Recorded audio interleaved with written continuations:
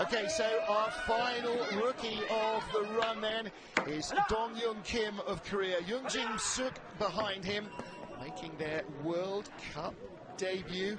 We talked about Canada 2010. We've talked about Sochi 2014.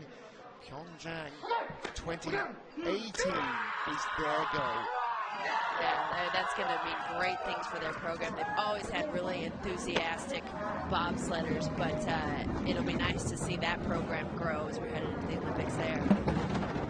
Little bit of pressure keeping him left coming out of one.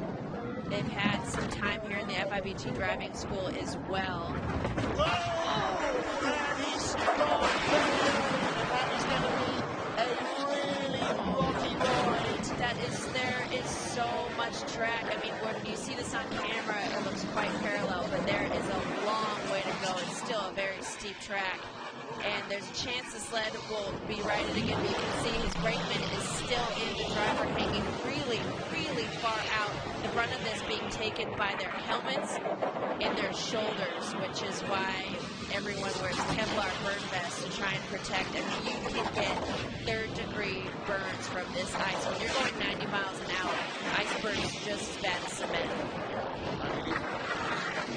That is so far really scary. The track workers will be getting in immediately to try and arrest the sled from moving any further than is absolutely unavoidable.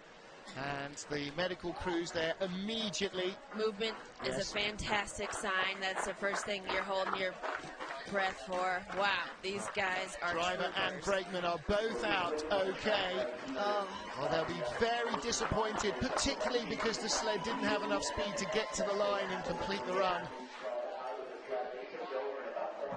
It is a reminder, if any is ever needed, particularly here at Whistler, that danger is at every corner, potentially. Every corner. I mean, I can tell you there's so many times where I've caught pressure on the end of four and thought that I was going over, and man, that is such a tough break for these guys. I mean, great to see them out of the sled and walking, but, you know, they've been here training for 3 weeks, and I know they were so excited for this race. Well, the great news is that they are out, helmets are off, the medical crew aren't worried about them because they got out under their own steam very quickly. The disappointment for them is they won't get a chance to complete the run. So you'll watch as his sled is dipping too soon, and it can't help but catch pressure now. His runner tips are not moving. He's hoping that the sled is going to make it out, but just comes up on that short wall, and there's no chance there. And gosh, that is a long way down on your head. So glad to see those guys up and moving out of the sled. Yeah, that is absolutely see the marks brutal. that it makes in the ice. You know, they've crashed early, and in some tracks, you know, if you crashed at turn 4 in Winterberg, you'd only be doing about 30-35 kilometers an hour here.